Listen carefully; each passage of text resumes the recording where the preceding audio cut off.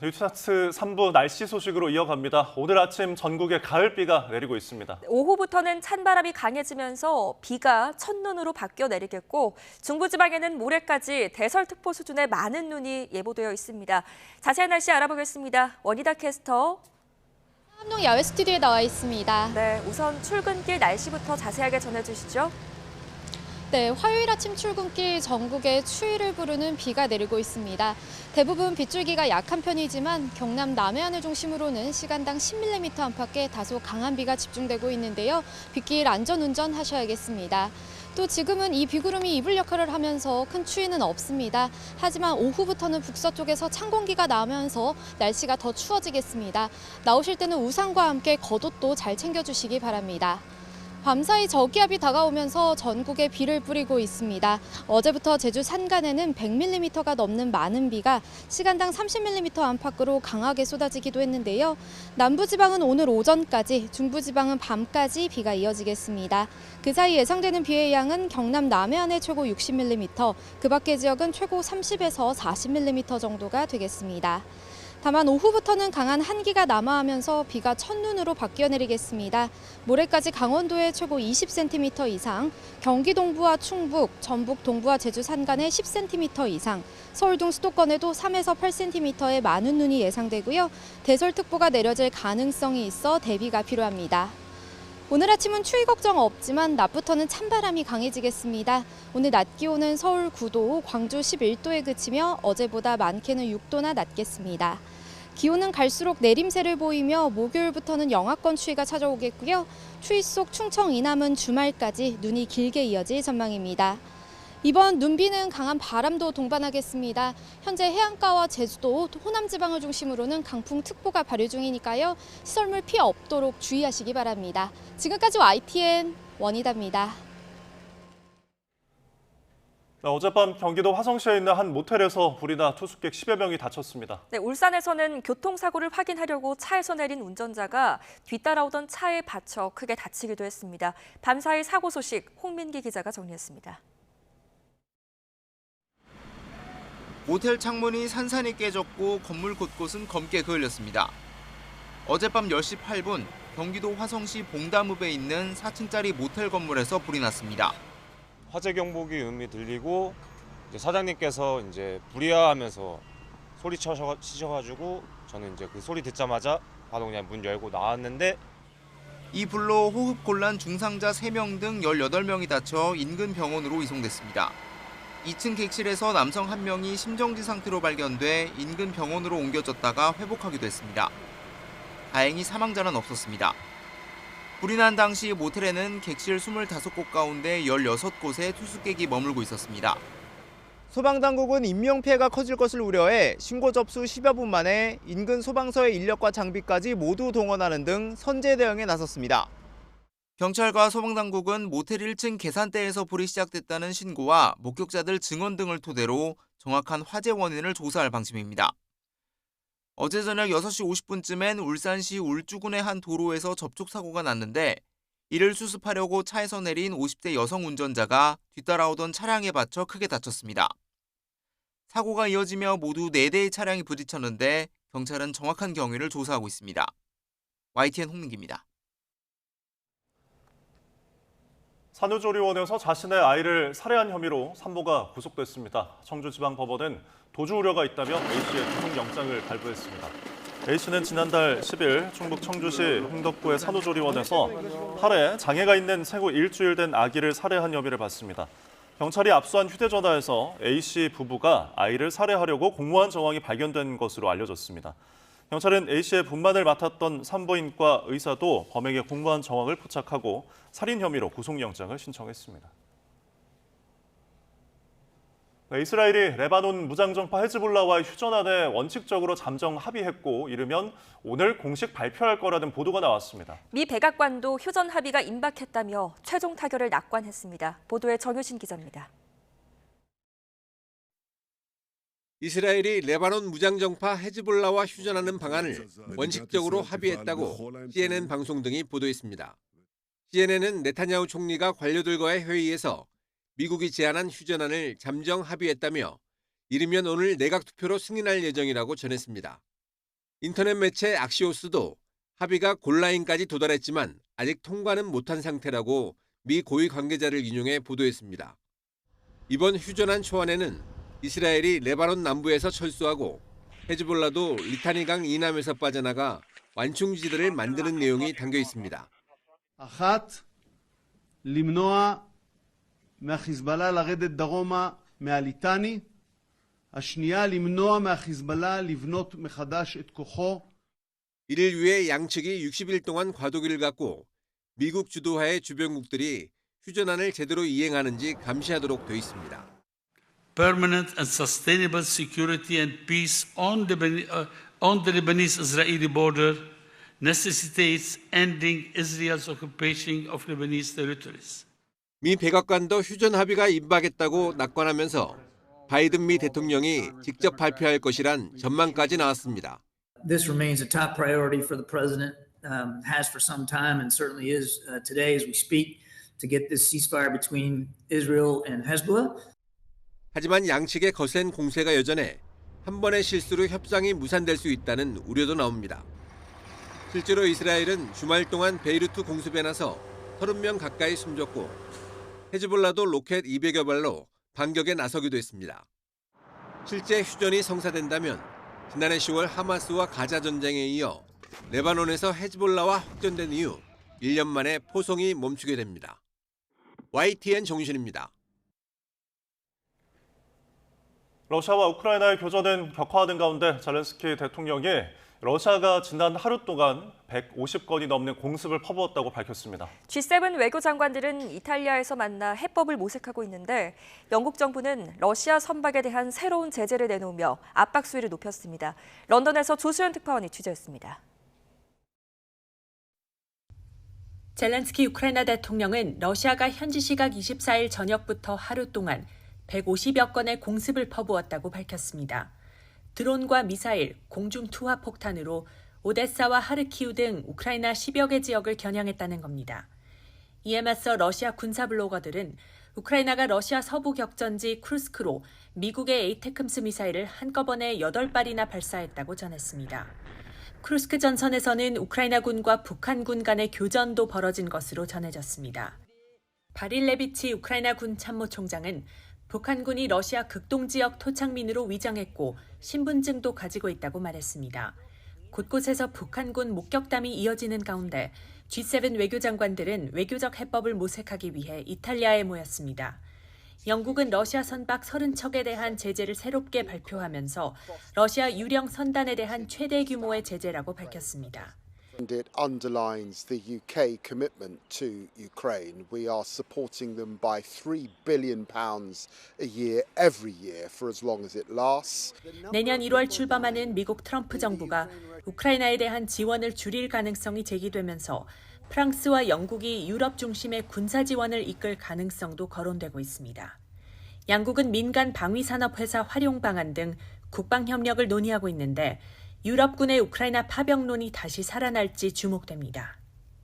내일 G7 외교장관 회의에서는 우크라이나가 참석하는 특별 세션과 함께 개별 양자 회담들도 예정돼 있어 우크라이나 지원 강화를 위한 외교전이 이어질 전망입니다. 런던에서 YTN 조수연입니다. 미국 국방부는 우크라이나의 스톰 섀도우 순항미사일 공격으로 러시아 쿠르스크 지역에 있던 북한군 500명이 사망했다는 보도에 대해 확인할 수 없다고 밝혔습니다. 사브리나 싱 국방부 부대변인은 현지 시간 25일 브리핑에서 북한군이 쿠르스크 지역에 있고 우크라이나군과 교전할 준비가 돼 있다고 말한 바 있지만 사상자가 발생했다는 보도는 확인할 수 없다고 말했습니다. 그는 북한군이 우크라이나 지역으로 이동했다는 신호가 있느냐는 질문에는 우크라이나에 북한군이 있다는 어떤 신호도 없다며 쿠르스크 지역 주변에 배치돼 있으나 현 시점에는 우크라이나로 이동하고 있지 않다고 밝혔습니다.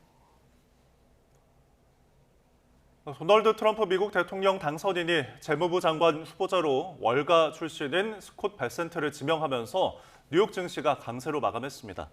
뉴욕 증시에서 다우존스 30 산업평균 지수는 전 거래일보다 440.06포인트, 0.99% 오른 44,736.57에 마감하면서 종가 기준 사상 최고치를 경신했습니다.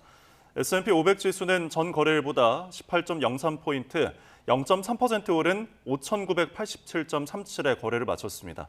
기술주 중심의 나스닥 지수는 전 거래일보다 51.18포인트, 0.27% 오른 19,054.84에 마감했습니다. 미국 법무부의 잭 스미스 특검이 도널드 트럼프 당선인에 대한 대선 결과 뒤집기와 기밀 문서 유출 혐의에 대한 기소를 공식 포기했습니다. 스미스 특검은 워싱턴 DC 연방법원에 트럼프 당선인과 관련한 사건 재판을 대통령 임기 종료 때까지 중단해 줄 것을 요청했습니다.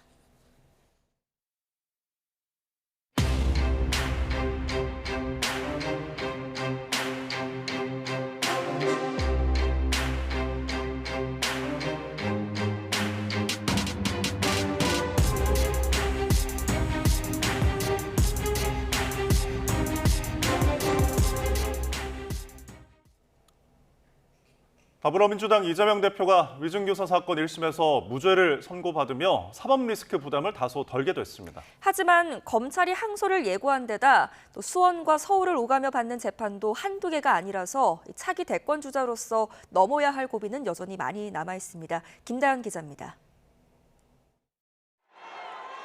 위증교사 사건에서 1심 무죄를 선고받으며 민주당 이재명 대표는 일단 한숨을 돌릴 수 있게 됐습니다. 그러나 검찰이 즉각 항소를 예고한 데다 위증교사를 포함해 현재 5개 재판을 받는 만큼 차기 대권주자로서 넘어야 할 산이 많습니다.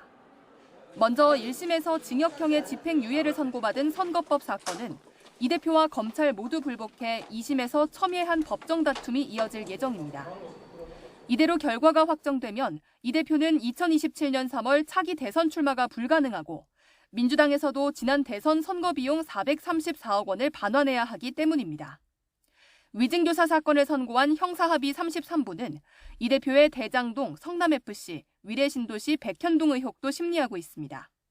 신청된 증인만 100명이 넘어서 1심 선고까지 오래 걸릴 전망인데 검찰은 위례와 대장동 부분을 분리해서 먼저 선고해달라는 취지의 의견서를 조만간 제출할 예정입니다. 이 대표는 수원지방법원에서도 쌍방울 대북 송금 의혹 등 2개 재판을 받고 있습니다. 오는 29일에는 관련 혐의로 이화영 전 경기도 평화부지사의 항소심 선고가 예정됐는데 이 전 부지사는 이 대표 측근이고 1심에서 징역 9년 6개월이라는 중형을 선고받았던 만큼 이 대표 입장에선 부담스러운 지점입니다. 최근 검찰은 이 대표를 법인카드 유용 혐의로도 재판에 넘겼습니다.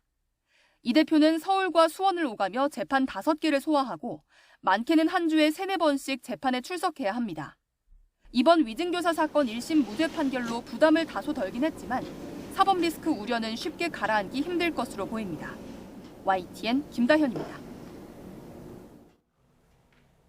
이재명 대표에 대한 1심 선고가 내려진 서울중앙지방법원이 있는 서초동에서는 또다시 진보와 보수단체 맞불 집회가 열렸습니다. 이재명 대표가 무죄 선고를 받자 양측의 반응은 극과 극으로 갈렸습니다. 정현우 기자가 취재했습니다. 민주당 이재명 대표의 위증교사 혐의 1심 선고가 있기 몇 시간 전부터 법원 앞엔 인파가 몰렸습니다. 진보단체와 보수단체가 거리를 두고 집회를 이어갔습니다.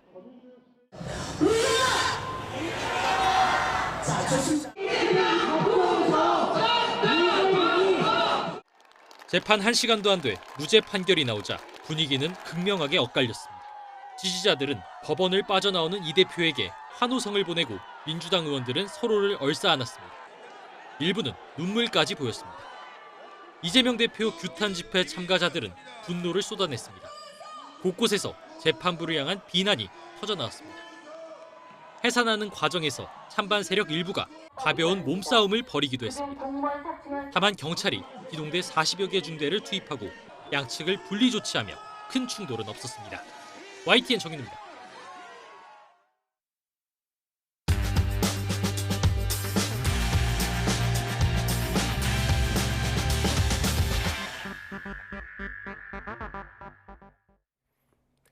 (11월 26일) 화요일 스타트 브리핑 시작합니다. 먼저 서울신문입니다. 모델 문가비 씨가 최근 공개한 아들의 친구가 배우 정우성 씨로 알려졌죠. 결혼 계획은 없다고 하는데 두 사람의 아들 사례와 같은 혼인 외출 생아가 10,000명이 넘었다고 합니다.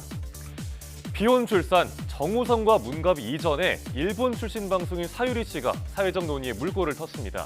아이와 함께 육아 예능에도 출연하는 등 비혼모의 삶을 적극적으로 공개했죠. 결혼과 상관없이 아이를 낳고 기르는 형태의 가족은 점점 늘고 있습니다. 지난해 혼인에 출생아는 1,900명, 전년보다 1,100명이 늘었고요. 3년 연속 증가세입니다. 전체 출생아에서 차지하는 비중은 4.7%인데 역대 최대치입니다. OECD 평균 혼외 출생률인 45.5%에 비하면 낮은 수준입니다. 하지만 적어도 한국 사회에서 가족의 정의가 변하고 있음을 의미합니다. 실제로 20대 청년 5명 중에 2명은 결혼 안 해도 자녀를 낳을 수 있다는 답했다는 통계도 나왔습니다. 비혼 출산 등 다양한 가족 형태를 인정하고 또 지원하는 법 제도가 필요하다는 목소리도 나오는데요. 일단 태어난 아이는 차별 없이 지원해야 하고 우리나라도 비혼 출산을 받아들일 때가 됐다는 전문가 의견도 신문은 함께 실었습니다. 다음 한국일보입니다. 1990년대까지는 청소년 시설이었다가 중년의 놀이공간이 된 콜라텍. 시간이 흘러 노년층의 만남의 장소이자 놀이터가 됐습니다. 그런데 불황에 김이 빠진 탓에 점점 사라지는 중입니다. 서울 영등포구의 한 콜라텍으로 가보겠습니다. 입장료는 단돈 1,000원, 주말엔 2,000원입니다. 주머니가 가벼운 노인들이 삼삼오오 모이기에 부담이 없는 가격입니다. 콜라텍에선 술과 음식을 팔 수 없지만 댄스홀 바깥 공간을 외식업으로 따로 등록한 곳이 많다고 합니다. 식당 밥값도 요즘 물가에 비하면 저렴한 편이라고 하는데요. 그러니까 밥과 춤, 사교가 모두 가능한 일종의 노인 멀티플렉스인 셈입니다. 하지만 코로나 이후로 콜라텍들이 하나둘 문을 닫기 시작했습니다. 2019년에는 502곳이었는데 지난해엔 418곳까지 줄었습니다. 코로나 당시에 영업 정지로 큰 타격을 입었고요. 장기 경기 침체까지 겹치면서입니다. 임대료와 관리비 등 고정 지출만 3,200만 원인데 한 달 수입은 1,200만 원에 그친다고 하니까 어려운 상황이죠. 신문은 노인시설은 매번 같은 프로그램이 반복돼 지루하지만 콜라텍은 다르다. 내 삶의 낙이다라는 노인들의 인터뷰와 노인들이 더 다양한 여가 활동을 즐길 수 있는 공간이 필요하다는 전문가 인터뷰를 함께 전하고 있습니다. 다음 경향신문입니다. 하루 방문객이 30명도 되지 않던 전통시장에서 하루에 수천 명이 모이는 명소가 된 곳이 있습니다. 충남 예산군의 예산상설 시장인데요. 그런데 1년 반 만에 임대료가 5배 이상이 폭등했다고 합니다. 기존 상인들은 못 버티고 장사 접겠다라면서 호소하는 상황이라는데 예산시장에 무슨 일이 생긴 건지 보시죠. 지난해 4월 백종원 더본코리아 대표와 예산군이 지역상생 프로젝트로 재개장한 예산시장. 임대료가 너무 올라서 텅 빈 가게와 상가 건물들이 늘고 있다고 합니다. 구도심 낙후 지역이 활성화하면서 외부인이 유입되고 임대료가 상승해 원주민이 밀려나는 전형적인 젠트리피케이션입니다. 백 대표가 최근 직접 진절머리가 난다, 시장을 통째로 옮길 수 있다는 입장을 밝히기도 했습니다. 그럼 임대료 인상 문제가 얼마나 심각하길래 그런 걸까요? 보증금 500만 원에 월세 30이던 가게가 1,000에 200으로 확 뛰었고요. 평당 가격이 4천만 원까지도 치솟았다고 합니다.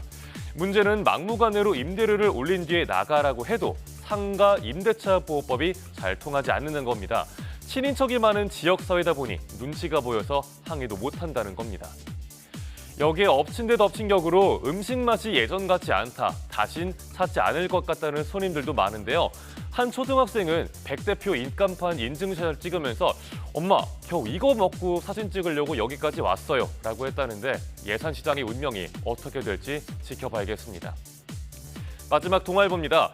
넉 달째 이어지는 대남방송에 매일 고통을 받는 지역 주민들이 있습니다. 인천 강화와 경기 파주 등 접경 지역 주민들인데요. 이들의 이야기를 들어보겠습니다.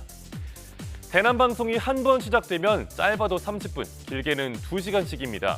마을 전체가 온갖 소리가 뒤섞인 소음에 휩싸여서 주민들은 고통을 호소합니다. 창문에 5cm 스티로폼을 덧대도 윙윙 소리가 들리고요. 수면제 없이는 잠을 못 자는 지경이라고 하네요. 한 마을 이장님은 갑자기 눈앞이 뿌옇게 보여서 병원에 가보니까 스트레스성 시각 신경 장애였다고 합니다. 집안에서 TV 소리가 안 들리고 한여름에 창문도 못 열고 살 정도의 소음이라 술을 마시고 취해야만 잠들 정도라서 이사를 고민하는 주민도 있고요. 또 다니던 운동도 관두고 새벽마다 이어폰을 낀 채 잠드는 학생도 있습니다. 이대로 못 살겠다면서 주민들은 정부에 목소리를 내고 있습니다. 대북전단 살포를 금지하고 소음을 막은 실질적 대책을 마련해달라는 겁니다. 또 서해오도 지원 특별법처럼 피해 보상을 위한 법도 제정해달라는 입장입니다. 네, 11월 26일 아침 신문 살펴봤습니다. 지금까지 스타트 브리핑이었습니다.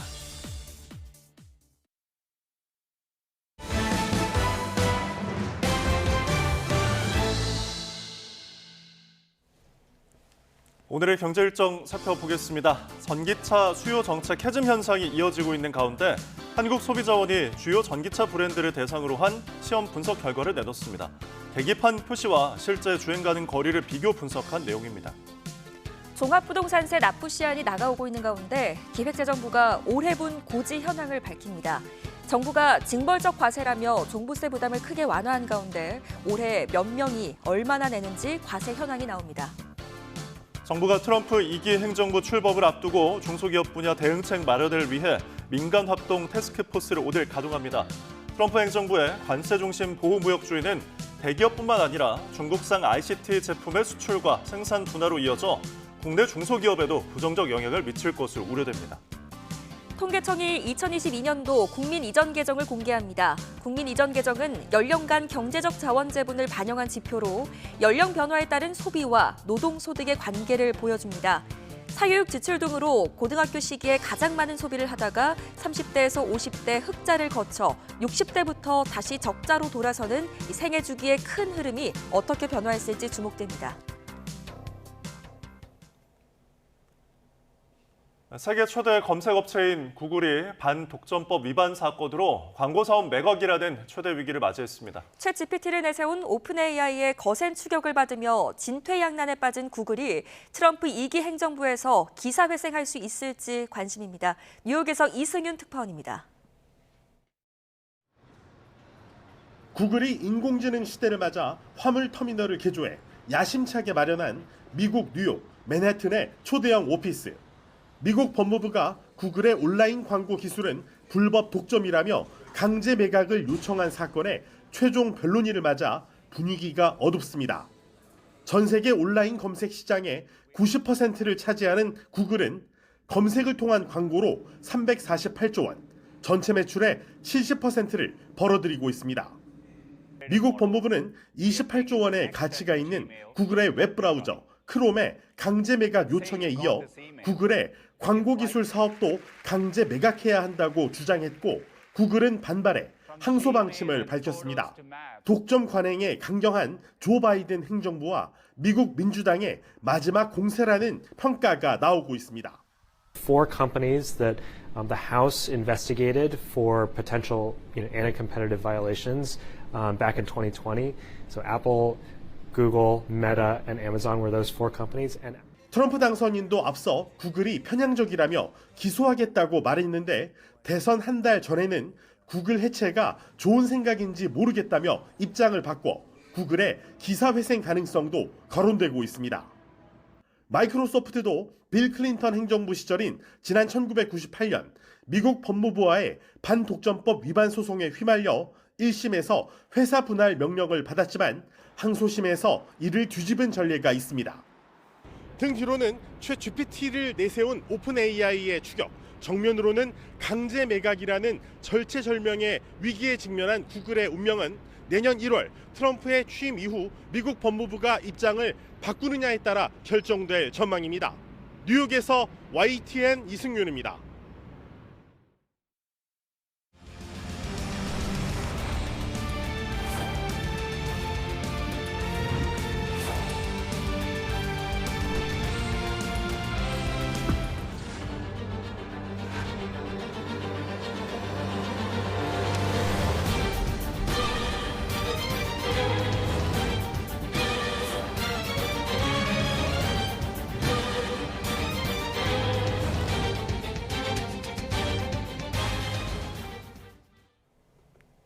최신 경제 소식을 빠르고 친절하게 전해드립니다. 스타트 경제, 오늘은 허준영 서강대학교 경제학부 교수와 함께하겠습니다. 교수님 어서 오십시오. 네, 어서 오십시오.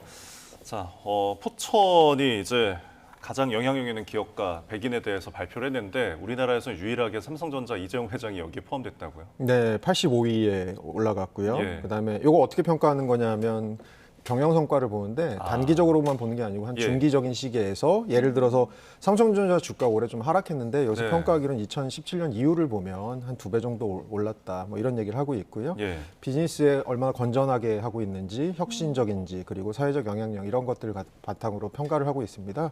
그래서 우리나라 말씀해 주신 대로 기업인 중에 유일하게 85위에 랭크가 됐습니다. 네. 이재용 회장이 어떤 기준으로 좀 선정이 됐다고 보십니까? 그러니까 아무래도 우리나라의 가장 대표적인 기업, 아마 뭐 시총 기준으로나 여러 가지로 봤을 때 가장 대표적인 기업이 삼성이고요. 네. 여기 평가한 게 뭐 한국의 최고 갑부이면서도 할아버지가 창업한 기업에서 아버지 선대 회장의 뒤를 잇기 위해서 오랫동안 교육과 훈련을 받았고 2014년부터는 사실은 그룹의 실질적인 리더로 활동을 했다. 그 와중에 네. 사실 저희는 최근 들어선 삼성전자 주가가 좀 부진하고 삼성전자에 대해서 아까 계속해서 좀 우려는 나오고 있습니다만 어쨌든 간에 굉장히 많이 성장해온 기업이잖아요. 그렇죠. 네. 그런 측면에서는 그런 면을 좀 높이 산 것 같습니다. 네, 이재용 회장이 85위를 기록했고 나머지 또 인물들은 어떤 인물들이 있는지 궁금한데요. 아무래도 빅테크 기업, 미국의 빅테크 기업의 CEO들이 대부분 이제 상위권을 차지했고요. 1위는 일론 머스크, 테슬라 CEO고요. 예. 뭐 2위 같은 경우는 젠슨 왕, 엔비디아 CEO. 그다음에 3위가 마이크로소프트 CEO, 6위가 애플 CEO. 뭐 이런 식으로 상위권에는 저희가 보통 생각할 수 있는 미국의 M7 기업들 그리고 이런 기업들의 CEO들이 포진을 했고요. 아시아권이 좀 재밌는데 얼마 전에 저희 이 시간에 좀 얘기를 했었는데 왜 얼마 전에 이재용 회장이 그 인도에 있는 한 어떤 그 기업인의 자제분의 결혼식에 갔었다 얘기했잖아요. 그분이 이제 무케시 안바니라고 하는 인도의 가장 그 부자이신 분인데 그분이 아시아권 최고로는 12위에 이름을 올렸습니다. 그렇군요. 네. 자, 결국은 이 CEO들을 보면은 경영하고 있는 회사들이 굉장히 기술력이 뛰어난 기업들이잖아요. 삼성전자 같은 경우에는 지금 뭐 아까 언급하신 것처럼 기술력이 굉장히 뛰어난 기업이지만 지금 굉장히 위기설이 돌고 있고 그리고 이재용 회장 개인적으로는 또 사법 리스크 때문에 이런 부분들이 굉장히 악영향을 좀 미치지 않을까 싶거든요. 그러니까 사법 리스크가 좀 있는 상황이고 현재 그 어제가 이제 최종 변론 기일이었고 공판은 이제 내년 2월 3일 날 열린다고 합니다. 그 제이모직하고 삼성물산의 이제 합병에 관해서 조금 시세 조정이 있었던 것이 아니냐 이게 불법 승계를 하려고 좀 이런 일을 벌인 게 아니냐 얘기가 있는데 제가 재밌는 얘기를 들었습니다. 그 제가 얼마 전에 이 자리에서 저희가 얘기를 나누다가 그 지식 포럼에서 그 최태원 회장께서 얼마 전에 SK가 최근에 하이닉스 주가도 좋고 하이닉스 영업이익이 너무 많이 나고 이러고 있으니까 근데 무슨 얘기했냐면 삼성이 지금 일시적으로 잘 못하는 것처럼 보이지만 결국은 굉장한 저력을 가진 기업이니까 이런 얘기를 했다고 얘기를 했었는데 사실은 그게 되게 그 SK 기업 내에서도 많이 얘기가 되고 있더라고요. 굉장히 진심으로 한 얘기라고 받아들이고 있고 그리고 오히려 SK가 최근에 잘하는 것에 대해서 뭐라고 얘기를 했냐 하면 좀 그것도 되게 재밌더라고요. 소가 뒷걸음치다가 우리는 지잡은 거니까 그러니까 오히려 이거에 안주하지 말고 좀 계속해서 우리 거를 잘 하자. 삼성 너무 의식하지 말고 그 얘기를 반대로 생각해보면 뭘까라는 생각이 듭니다. 그러니까 삼성이라는 그룹이 가진 저력, 삼성전자가 지금 일시적으로 어떻게 보면 일시적으로 좀 저평가가 돼 있는 부분, 경영에 대해서도 계속 의구심이 드는 상황, 다음 갈 길이 맞냐 이 방향성에 대한 의문이 드는 상황이지만 이 부분에 대해서는 결국은 뭐 삼성이 그동안 가진 여러 가지 노하우를 바탕으로 이것들을 결국은 풀어내지 않을까. 라는 것들을 보는 분들이 꽤 많은 것 같아요. 네, 이재용 회장이 가지고 있는 사법 리스크를 어떻게 또 돌파해 나갈지 지켜보도록 하겠습니다. 다음 주제로 넘어간다면 이제 뭐 길가를 다녀도 연말 분위기가 물씬 풍깁니다. 연말이 되면 이 특급 호텔들이 크리스마스 케이크를 선보이곤 하는데 올해는 무려 40만 원에 달하는 케이크가 등장을 했다고 하더라고요. 이거 아까워서 먹겠습니까? 40만 원인데. 야, 이거가 그러니까 작년에 동일한 케이크였는데 올해가 좀 업그레이드 됐다고 이 호텔 측에서 한 호텔에서 만든 케이크인데요. 근데 작년에 30만 원이었었습니다. 근데 이게 이제 40만 원이 되면서 이제 겉 모양도 조금 더 바뀌고 그다음에 원자재 가격들도 지금 많이 올랐다고 합니다. 그래서 그런 것들을 여러 가지를 반영해서 40만 원이 됐고 사실은 이 지금 그 호텔 신라 호텔에서만 나오고 있는 게 아니고 지금 다른 호텔들에서도 출시를 많이 하려고 하고 있는데 전반적으로 저희 이런 생각 해볼 수 있을 것 같아요. 요즘 조금 불황이라고 하는데 몇 년째 지금 불황이 지속되고 있다고 하는데 소비는 그럼 여전히 막 이렇게 그 고급형 소비들 프리미엄 소비들 하는 게 아닌가? 저는 불황이 된다고 사실 소비의 욕망은 사라진다고 생각하지는 않고요. 오히려 소비의 양극화가 보이는 것 같아요. 그래 평소에 아끼다가 이렇게 한번 정말 기분 내고 싶을 때 기분 내는 아이템들을 구매하는 그런 소비, 뭐 그런 소비들의 일환이 아닌가라고 보고 있습니다. 네, 조금 전 뭐 화면으로도 보셨지만 신라 호텔에서 나온 저 40만 원짜리 케이크가 더 테이스트 오브 럭셔리라고 하더라고요. 네. 럭셔리의 맛이 궁금하지만 먹을 수는 없을 것 같습니다. 네, 다음 소식 살펴보겠습니다. 부동산에 대해서 요새 관심 많이 갖고 또 경매에 대해서 관심을 많이 갖는데 지금 일화 중에 하나가 입찰표에 0을 더 많이 적어내가지고 지금 낭패를 본 경우가 있다고요. 네, 이게 은평구에서 은평구 뉴타운의 한 아파트에서 벌어진 건데요. 저희 예. 이제 경매를 하게 되면 보통 이제 법원에 가서 경매가를 써내게 되는데요. 네. 이 아파트가 원래는 얼마 전에 감정가가 8억이 나왔다가 한번 유찰이 된 아파트입니다. 예. 근데 유찰이 한번 되면 감정가의 80% 떨어지거든요. 네. 그래서 그 다음 최저 입찰 금액이 6억 4천이 된 상황인데 예. 이걸 아마 6,700만 원을 6억 7천만 원을 써내려고 하다가 네. 공을 3개를 더 붙이는 바람에 뭐 긴장을 하셨는지 아마 의도는 아니셨을 네. 것 같은데 그래서 이거를 6,700억에 그러니까 6억 7천만 원짜리 아파트, 6억 4천만 원짜리 경매가의 네. 아파트를 6,700억에 지금 네. 비딩을 했다가 이게 낙찰이 네. 됐는데 문제는 이게 이렇게 낙찰이 돼버리면 경매 취소가 안 됩니다. 그래서 네. 만약에 여기에 대해서 포기를 하시더라도 최초 경매에 참여할 때 내는 10%의 이 비용은 즉 한 6,400만 원 정도 되죠. 이것은 돌려받으실 수 없는 그런 안타까운 상황입니다. 네, 이 경매 시스템이 아무래도 이 수기로 또 적는 거고 또 말씀하신 대로 경매 초보자분들은 이런 입찰가를 잘못 적어내는 실수들을 많이 하실 수 있는데 이 실수라 하더라도 책임은 져야 하는 거죠. 네, 아까 말씀드린 네. 대로 사실은 이제 최저 입찰가, 입찰 보증금을 내는데 그게 경매가의 지금 10%입니다. 그래서 6,400만 원을 아마 내고 경매에 들어가셨을 텐데 그러면 낙찰을 받으면 여기서부터 나머지 금액을 내는 걸로 가는데요. 근데 이제 경매 포기를 하더라도 20%낸 금액에 대해서는 돌려받을 수가 없습니다. 그래서 지금 6,400만 원을 날리시게 된 상황이고요. 그리고 사실 이전에도 뭐 그 동탄 같은 데서도 이런 일이 있었고 그래서 사실은 뭐 3억 얼마짜리 아파트를 3천 몇백억으로 써낸다던가 이런 식으로 지금 실수가 좀 벌어지고 있는 것 같은데 아까 말씀드린 것처럼 이게 법원에서 되다 보니까 아무래도 여러 가지로 긴장을 좀 하시는 것 같아요. 네. 그래서 그렇죠. 전문가들이 하시는 얘기 중에 하나가 집에서 입찰가를 좀 써가시는 게 어떨까 그런 얘기들을 하는데 사실 막상 가서 좀 그때 상황을 보고 입찰가를 써내시다 그렇죠. 보니까 예. 이런 일이 벌어지는 것 같습니다. 네. 그럼 결국 이제 10%는 못 돌려받고 나머지 부분은 그냥 못 내면은 이제 취소가 자동으로 되는 거죠? 네, 지금 맞습니다. 미납으로. 네, 맞습니다. 알겠습니다.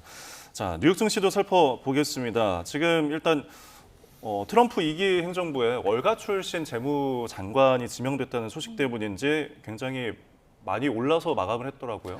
이게 월가 출신의 재무장관이라는 것도 중요하지만 제가 예. 보기에는 이분이 그 이코노미스트지에서 평가하기로는 예. 거의 트럼프 행정부에 유일하게 좀 말이 통하는 사람이다라는 얘기를 하고 있어요. 그게 뭐냐? 지금 트럼프 정책에서 하고 있는 것이 관세를 높이 매기겠다라고 하는데 이분은 관세에 대해서는 좀 미온적인 입장이고 관세를 오히려 협상 카드로 써야 된다라고 생각하는 그런 입장이고요. 예. 트럼프 행정부에서 관세랑 감세하게 되면 아무래도 미국의 재정 적자 많이 늘 거다라는 얘기하는데 그렇게 하다 보면 이분이 또 얘기하는 건 재정 적자 감축에 조금 신경을 써야 되는데 요거가 약간 우리에게 불똥이 튈 수가 있습니다. 예. 재정 적자를 줄이는 방법 중에 하나로 저희 IRA 보조금 같은 거 우리나라 기업들이 많이 받고 있잖아요. 네. 이런 것도 예. 조금 줄여야 된다는 얘기를 하고 있고요. 하지만 어쨌든 간에 미국의 부채에 대한 정부 부채에 대한 우려가 많은 상황에서 조금 이분은 생각이 바른 사람이 아닌가라는 그런 입장을 시장이 좀 갖고 있는 것 같고요. 예. 그런 측면에서는 어떻게 해석하는 게 좋을 것 같냐면 나머지 지금 아까도 뉴스 꼭지에도 나왔지만 트럼프 행정부 전반적으로 굉장히 강경 인물들이 지금 인선이 되고 있는데 거의 그렇습니다. 유일하게 시장이 환영할 만한 아. 시장이 납득할 만한 인물이다라는 식의 반응이 지금 나오고 있습니다. 네, 아마 그럼 시장이 여기에 굉장히 환호하는 것 같습니다. 이분이 이제 이렇게 신상을 환호하고 있으니까 저희가 연말이면 뭐 산타 랠리도 있는데 트럼프 랠리도 지금 이어지고 있어서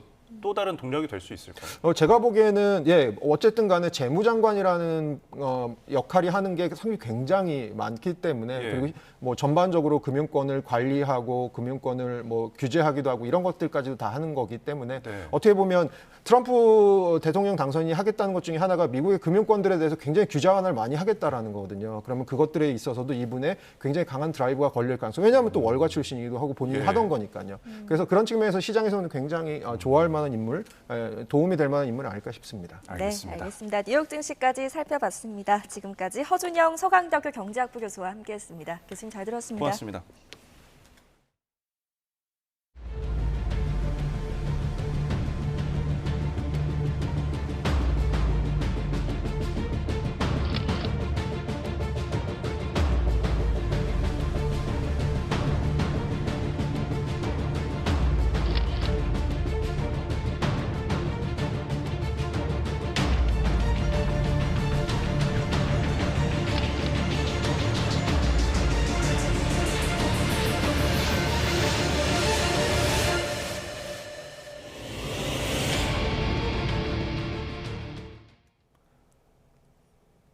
YTN은 최근 공법 다체인 5.18 부상자 외 조규현 회장의 허위 학력과 과거 전력 의혹 등을 보도했는데요. 최근 조 회장이 불법 채권 추심 혐의로도 경찰에 출석해 조사받은 것으로 확인됐습니다. 나현호 기자입니다. 5.18 부상자 회장 조규현 씨가 지난 24일 광주경찰청 형사기동대에 출석해 조사받았습니다. 지인에게 돈을 갚으라며 이른바 불법 채권 추심을 한 혐의 때문입니다. 전화 막 한 수백 번 전화 와요. 밤늦게 작년 9월부터 그래가지고 나를 이제 괴롭히는데 그래도 내가 한두 살 더 먹는 사람이라 냅뒀단 말이요. 국내 채권 추심법에는 채권 추심자가 정당한 사유 없이 반복적으로 또는 야간에 전화해서 공포심이나 불안감을 유발하지 못하게 돼 있습니다. 그런데도 늦은 밤 여러 차례 전화를 걸어 온갖 욕설을 내뱉는 것은 물론이고 심지어 피해자 가족까지 거론했습니다. 너그 딸하고 너그 아들하고 너그 말도 안 돼갖고 다 돈 받으라니까 다 네가 알아서 해. 조 회장은 자신을 반대하는 세력이 사안을 부풀려 여론전을 하고 있다고 주장했습니다.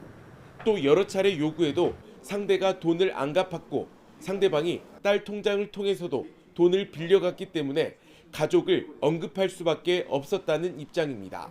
정리도 안 하면서 자꾸 그런 핑계를 대니까 자기하고 나하고 둘이 싸우는 과정에서 이제 그런 이야기가 오고 갔던 것이지 뭐 의도적으로 한 것도 아니고. 경찰 조사에서 조 회장은 혐의를 대체로 인정한 것으로 알려졌습니다. 불법 채권 추심이 심각한 사회 문제가 되면서 조 회장의 신병 처리에도 관심이 쏠리고 있습니다. YTN 나연호입니다.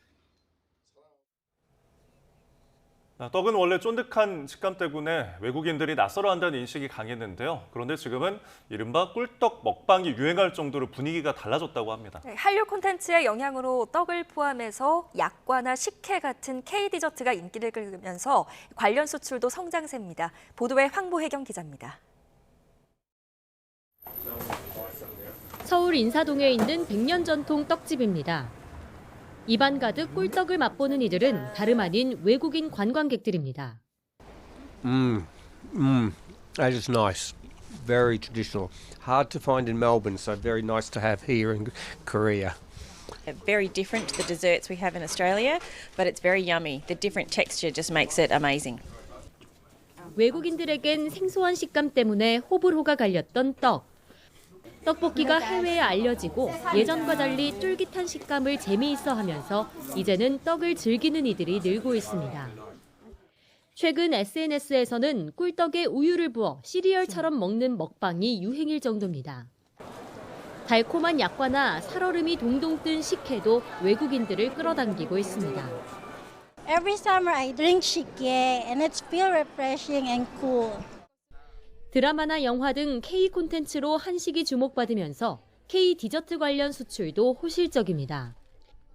올해 들어 10월까지 떡이나 쌀과자와 같은 쌀 가공식품 수출액은 2억 5천만 달러, 우리 돈 3,500억 원 규모로 지난해 같은 기간보다 40% 넘게 증가했습니다.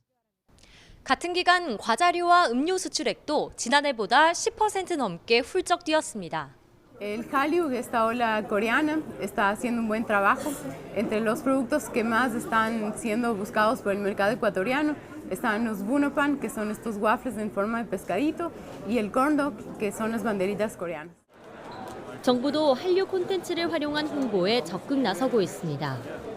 이전에는 우리가 홍보하는 품목 위주로 수출이 이루어졌다면 이제는 그 OTT 발전과 함께 드라마에 나오는 약과나 붕어빵 같은 K 디저트를 보고 바이어들이 오히려 이 품목을 찾는 경우가 늘어나고 있습니다.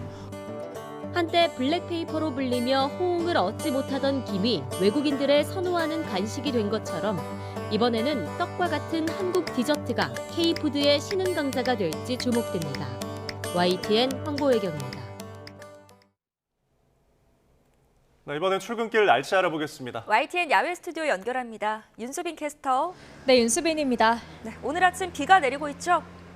네, 맞습니다. 이곳 서울은 비가 잠시 소강 상태를 보이고 있지만 그 밖에 전국 곳곳으로는 산발적인 비가 내리고 있습니다. 특히 남해안을 중심으로 시간당 10mm 안팎의 다소 강한 비가 집중되고 있는데요. 이 비로 인해서 도로가 미끄러울 것으로 보이니까요. 출근길 교통안전에 각별히 유의하셔야겠습니다. 네, 그러면 현재 기온은 어떤가요? 네, 비구름이 이불 역할을 해주면서 아침 공기가 크게 쌀쌀하지 않습니다. 현재 서울 기온은 9.4도로 어제 같은 시각보다 6도가량 높은데요. 하지만 낮부터는 북서쪽에서 찬 공기가 남하하면서 날이 급격히 추워지겠습니다. 겉옷으로 체온 조절 잘해주시기 바랍니다. 밤사이 저기압이 다가오면서 전국 곳곳에 비를 뿌리고 있습니다. 어제부터 제주 산간에는 100mm가 넘는 큰 비가 내렸고 시간당 30mm 안팎으로 강하게 쏟아지기도 했는데요. 남부지방은 오늘 오전까지, 중부지방은 밤까지 비가 이어지겠습니다. 그 사이 예상되는 비양은 경남 남해안에 최고 60mm, 그 밖의 지역은 최고 30에서 40mm 정도가 되겠습니다. 다만 오후부터 강한 한기가 남하하면서 비가 눈으로 바뀌어 내리겠습니다. 서울 등 내륙 곳곳에도 첫눈이 예상되는데요.